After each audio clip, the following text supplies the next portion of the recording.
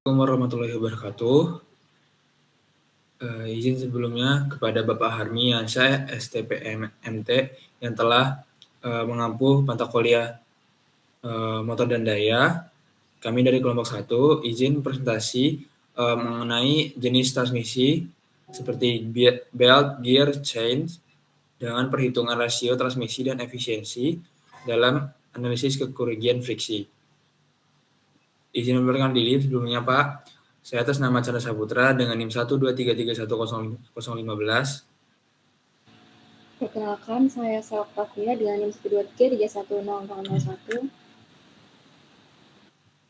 Perkenalkan, nama saya Sri Mulia Latifah dengan NIM 123310013. Perkenalkan, nama saya Teo Febrian dengan NIM 123310020. Perkenalkan, nama saya Ahmad Faus Putrawira dengan NIM 123310028.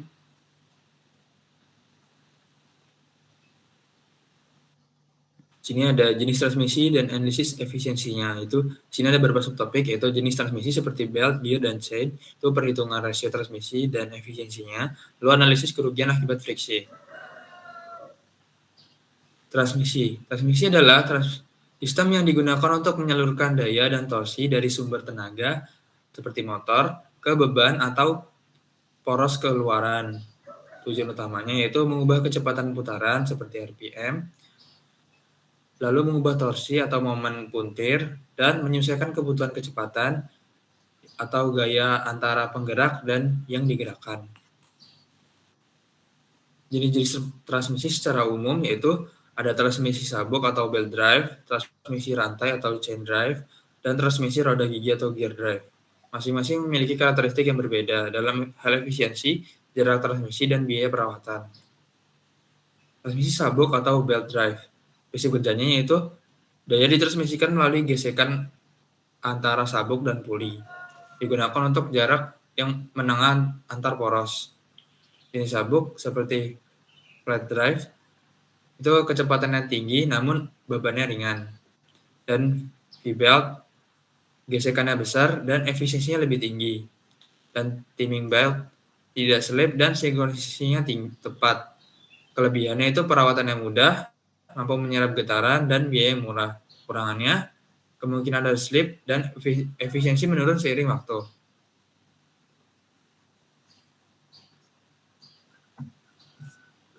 Selanjutnya ada mekanisme kerja transmisi sabuk atau belt drive. Mekanismenya sendiri yaitu motor atau sumber tenaga memutar puli penggerak. Lalu pemutar puli bergerak menimbulkan gesekan pada puli.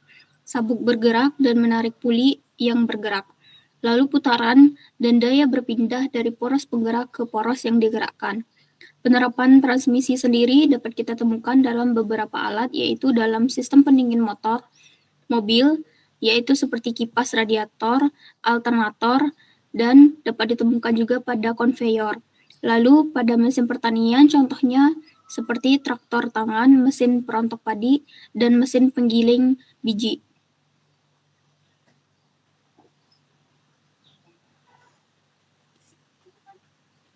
Selanjutnya ada transmisi rantai atau chain drive.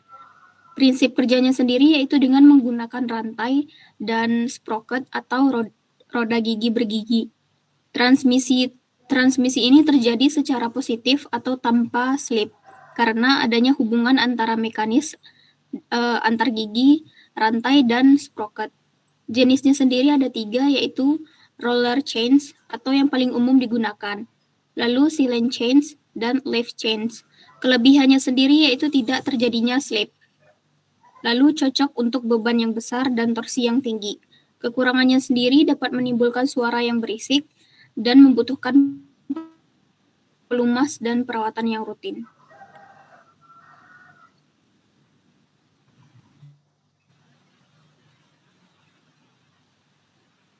Next.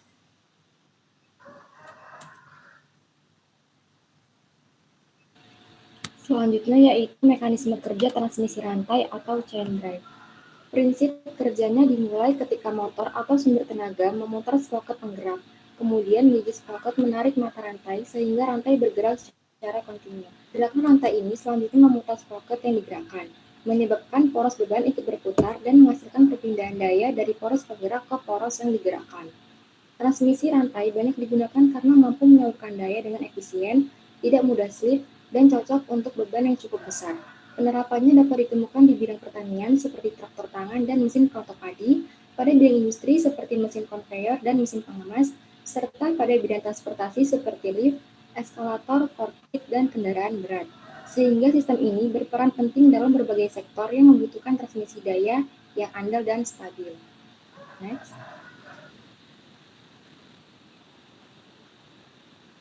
Selanjutnya yaitu transmisi roda gigi atau gear drive.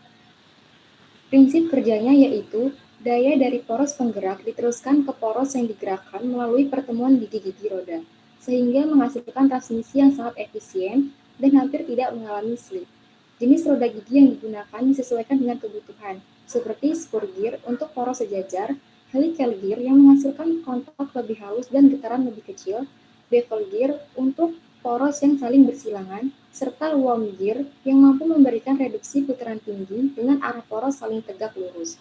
Transmisi roda gigi memiliki kelebihan berupa efisiensi tinggi sekitar 90-98% dan ukuran yang relatif kompak, sehingga cocok digunakan pada mesin yang membutuhkan presisi dan kestabilan yang tinggi.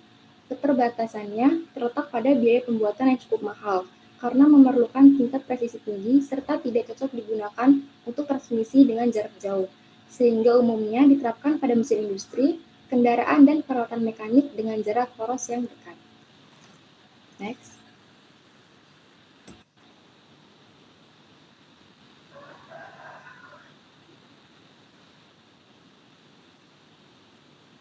Selanjutnya yaitu mekanisme kerja transmisi roda gigi atau gear drive. Mekanisme kerjanya dimulai ketika poros penggerak memutar roda gigi penggerak. Kemudian gigi roda tersebut bersinggungan langsung dengan gigi roda yang digerakkan sehingga gaya dorong pada sisi gigi diteruskan. Akibat kontak ini, putaran dan torsi berpindah dari poros penggerak ke poros yang digerakkan secara efisien dan presisi. Arah putaran roda gigi yang saling bersinggungan umumnya berlawanan, kecuali pada konfigurasi tertentu seperti gear tambahan. Transmisi roda gigi banyak diterapkan pada kendaraan bermotor, baik manual maupun otomatis, mesin industri seperti gearbox, mesin bubut dan fries, alat pertanian, mesin kapal, dan motor listrik, konveyor industri, hingga peralatan presisi seperti jam mekanik, bor tangan, dan sistem robotik, karena mampu menyalurkan daya secara stabil, kuat, dan akurat.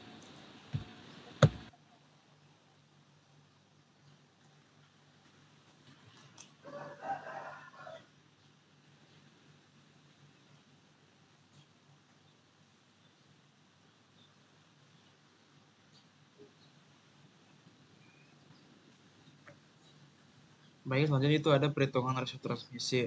Sebelumnya, pengertian dari rasio transmisi itu sendiri atau dilambangkan dengan I, yang merupakan perbandingan antara kecepatan putar poros penggerak dan poros yang digerakkan. Itu bisa dinyatakan dalam persamaan I sama dengan N2 per N1 sama dengan D1 per D2, di mana N1-nya itu yaitu kecepatan puli atau gear penggerak, dinyatakan dalam RPM. Untuk N2-nya itu kecepatan puli atau gear yang digerakkan, dinyatakan dalam RPM, serta D1 dan D2-nya itu diameter puli atau gear.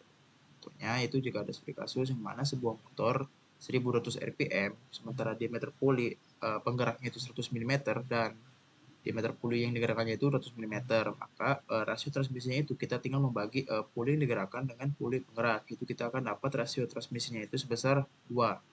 Di mana jika kita ingin mencari kecepatan keluaran, kita tinggal membagi 1200 tadi dengan rasio yang tadi, yaitu sebesar 600 RPM. Next.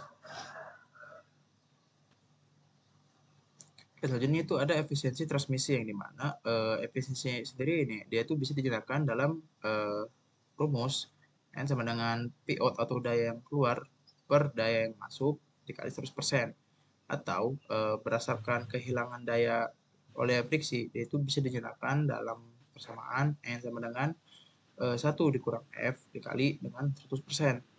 Nah, untuk efisiensi umum dari beberapa transmisi sendiri itu kita bisa perkirakan itu seperti jenis-jenisnya itu pertama ada belt atau flat, itu dia efisiennya itu kurang lebih sekitar 90-95%.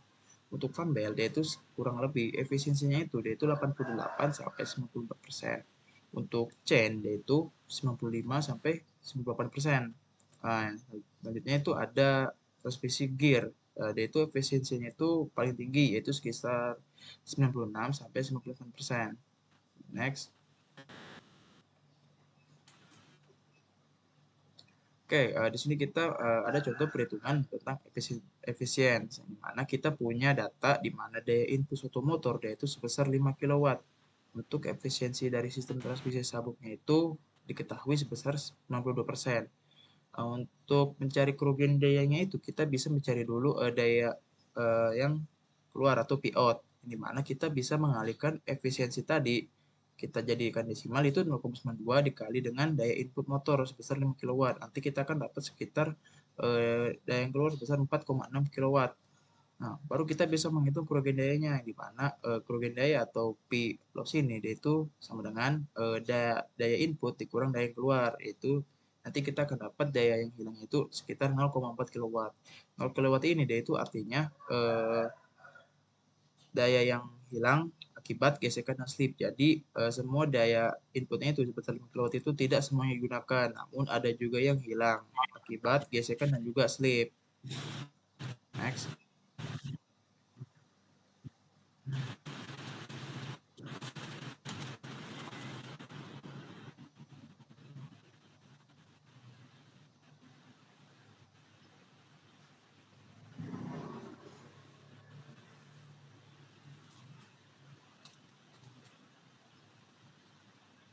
Baik, selanjutnya kita masuk ke dalam analisis kerugian friksi, di mana dalam sistem transmisi, tidak semua daya dari motor bisa sampai ke beban.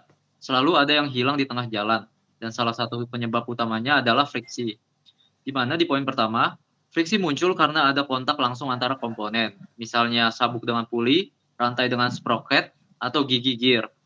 Poin kedua, selain gesekan, ada juga deformasi elastis, contohnya sabuk yang sedikit melar saat berputar, sehingga sebagian energi berubah jadi panas. Di poin ketiga, pelumasan tidak optimal membuat gesekan makin besar dan komponen cepat aus. Dan poin keempat, pada kecepatan tinggi, slip dan gaya sentrifugal juga memperbesar kerugian. Dan terakhir, beban yang tidak seimbang bisa menyebabkan getaran dan kerugian energi.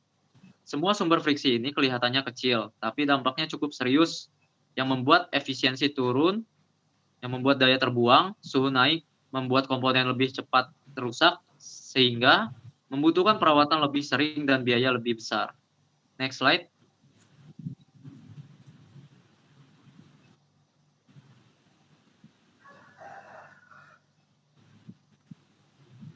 Selanjutnya itu upaya mengurangi friksi. Kalau friksi tidak bisa dihilangkan sepenuhnya, maka yang bisa kita lakukan adalah menguranginya.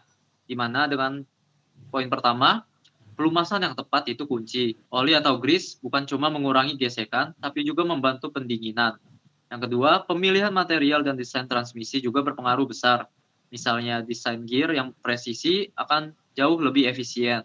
Ketiga, perawatan rutin penting supaya keausan bisa terdeteksi sejak awal. Dan keempat, ketegangan sabuk atau rantai harus pas. Terlalu kencang menambah gesekan, dan terlalu kendur menyebabkan slip. Dan yang terakhir, tentu saja hindari beban berlebih, karena semakin besar beban, semakin besar friksi yang terjadi. Next. Kita masuk ke perbandingan jenis transmisi. Sekarang kita bandingkan 3 jenis transmisi yang paling umum digunakan, yaitu belt, chain, dan gear. Di mana belt sabuk ada slipnya, jenis efisiensinya paling rendah, tapi kelebihannya murah, perawatannya mudah, dan cocok untuk jarak poros menengah. Banyak dipakai di mesin ringan atau industri sederhana. Selanjutnya yaitu chain atau rantai, tidak ada slip, efisiensi lebih tinggi. Lebih kuat dibanding belt, tapi perawatannya sedikit lebih rumit dan cocok untuk beban menengah. Dan terakhir yaitu gear, paling presisi, tidak ada slip, efisiensi paling tinggi, tapi mahal, perawatannya rumit, dan jarak poros harus pendek. Biasanya dipakai di mesin industri. Selanjutnya,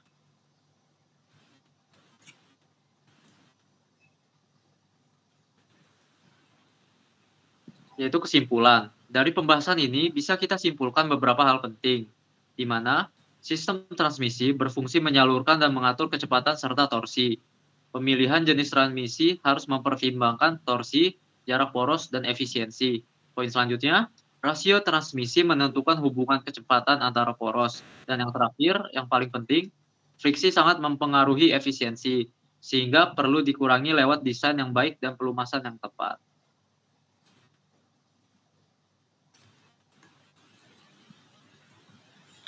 Baik, berikut daftar pustaka yang kami gunakan untuk presentasi kali ini.